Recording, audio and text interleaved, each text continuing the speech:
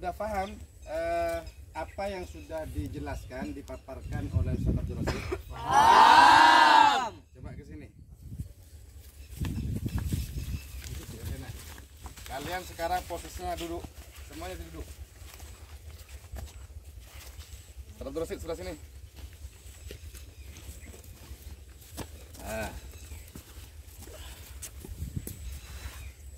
Agak kameranya sebelah situ ya. Agak duduk nggak apa-apa. Pertama, ketika kalian menanam suatu tanaman yang berkaitan dengan pertanian, khususnya ya, yang ada di lahan DB.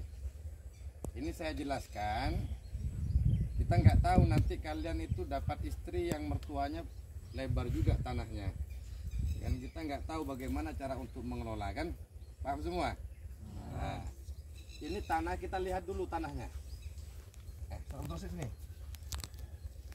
Ini tanah sekitar 5.000 ya, 5.000 sekitar 500 meter persegi, setengah hektar ya, setengah hektar ya perkiraan ya. Lihat depan, nah, bukunya sudah di anu. Yang penting aja ditulis ya, yang nggak penting nggak usah ditulis.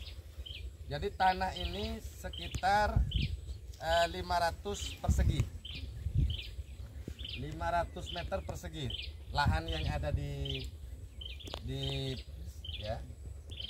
sini.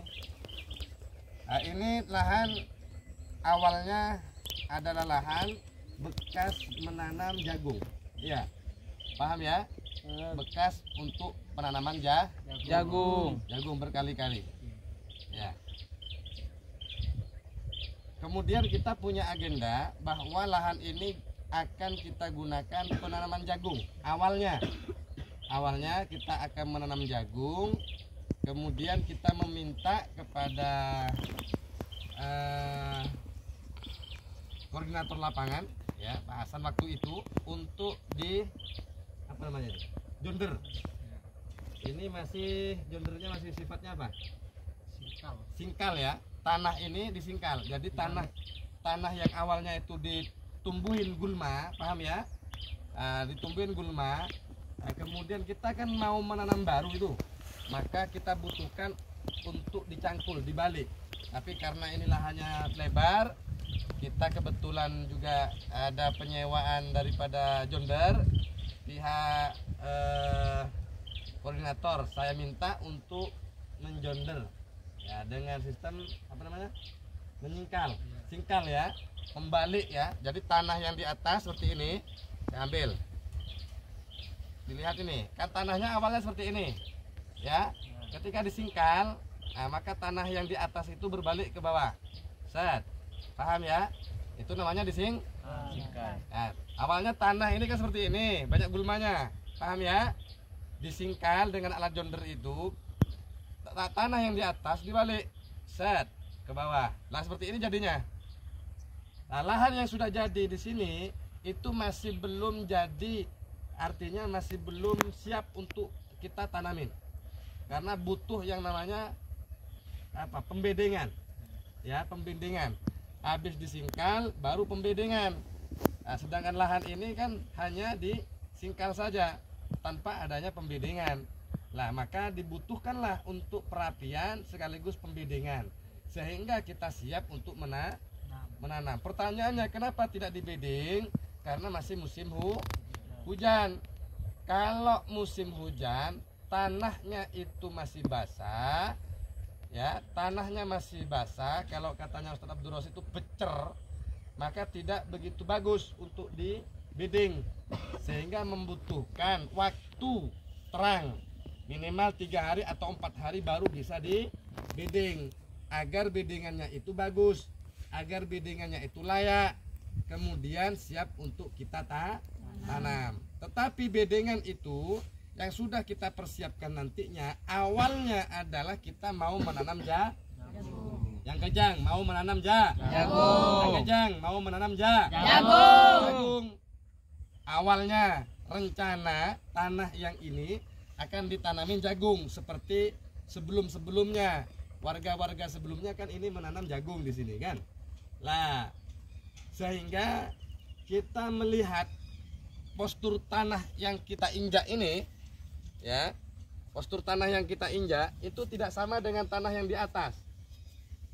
Ya, dilihat di sebelah sana, ujung sana, itu adalah kawasan yang masih rimbun, ya, masih rimbun seperti layaknya hutan, ya. Masih rimbun di situ, masih banyak pohon-pohon. Itu sebenarnya campuran-campuran pohon-pohon yang ada di pinggir danau atau laut. Nah, di situ ada bakau, ya, bakau. Sehingga lahan ini sangat dekat dengan bakau. Saya ulang, lahan ini sangat dekat dengan bakau. Coba dilihat tanahnya. Ini kan pasir. Nah, ini kan pasir, ya kan? Ini bukan tanah, ini pasir. Coba kameranya sebelah sini. Nah, ini pasir. Nah, ini pasir ini. Pasir yang biasa ada di laut atau di pantai, ya. Nah, ini di pantai.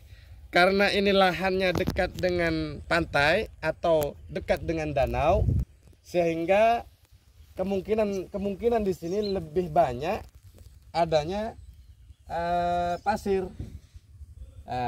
Ketika kita gunakan tanah ini untuk kita bercocok tanam, jenisnya adalah jenis jagung manis, mungkin tidak begitu maksimal, ya kan? Tidak begitu maksimal. Kalau jagung manis itu lebih bagusnya, lebih pasnya itu adalah tanah yang sedikit pasirnya. Ini terlalu banyak pasirnya. Nah, kalau tanah kan seperti ini modelnya, saya ambil. Nah, ini ini tanah ini. Ini tanah tapi tercampur pasir, tapi lebih banyak tanahnya di sini. Tapi kalau ini, nah ini pasir semua, beda, ya kan, hitam sama agak putih kan. Sehingga kita coba, saya jalan ke sana, itu lebih banyak pasirnya daripada banyak tanahnya.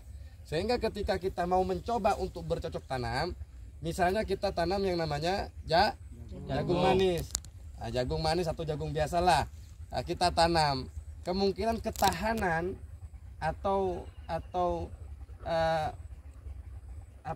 tumbuh bagusnya tanaman itu juga bisa berimbas, atau bahasa mudahnya itu tanah itu juga akan menjadi efek, ya, kepada tanaman. Baik buruknya tanaman itu tergantung dengan adanya tanah, media tanah yang kita gunakan. Kalau tanahnya seperti ini mungkin bagus, itu ada nilai plusnya, ada nilai minusnya. Sehingga dengan adanya lahan yang sudah kita singkal dengan jonder, dan nantinya kita akan siapkan yang namanya perapian atau pembedengan, maka hasil musyawarah kemarin saya bersama kawan-kawan juga bersama Ustaz Abdul Rosid, maka menyimpulkan dan menyimpulkan dari hasil musyawarah itu, maka sepakat adanya tanah ini kita coba untuk kita alihkan rencana awal untuk penanaman jagung manis, kita alihkan untuk penanaman cabai. Kenapa cabai, Ustadz? Kenapa nggak gantung sayur gantung? Tidak. Kalau kita tanam sayur gantung berupa kacang, kalau kita tanam sayur gantung berupa mentimun, ini misalnya, ya, paham? Maka bolehlah, mungkin bagus kan gitu. Tetapi yang dikhawatirkan tadi yang disampaikan oleh Abdul Said, di sini kan masih semak-semak, masih banyak kayu-kayu, hutan, ya. Lantara masih banyak bakau-bakau, dan kita tahu bahwa di samping sini itu banyak hewan berupa monyet. Kalau bahasa Abdul tadi motak, ya, motak atau kera, ketek, nah itu sama itu. Kemudian juga kita juga sering lihat ada jejak-jejak kaki babi hutan. Nah, babi hutan dengan adanya kera itu, sepengetahuan kita khususnya yang ada di DB ini, itu sering bukan merusak, ya, mungkin ya karena lapar dan sebagainya, merasa kita yang ada di sini, mungkin Pak Kamelnya, mungkin Pak Abdul Rosidnya, ini hewan merusak. Kalau menurut saya hewan itu mau makan, mau sedikit mintalah, cuma kan mereka nggak bisa ngomong gitulah. Nah, cuma kitanya yang nggak ngerti kadang-kadang, wah ini merusak ini ya gitu. Jadi intinya hewan itu dianggapnya tantangan bagi petani, khususnya hama ya, bagi petani untuk yang ada di area yang banyak monyet ya, atau babi hutan yang selalu merusak adanya tanaman-tanaman petani berupa jagung ya.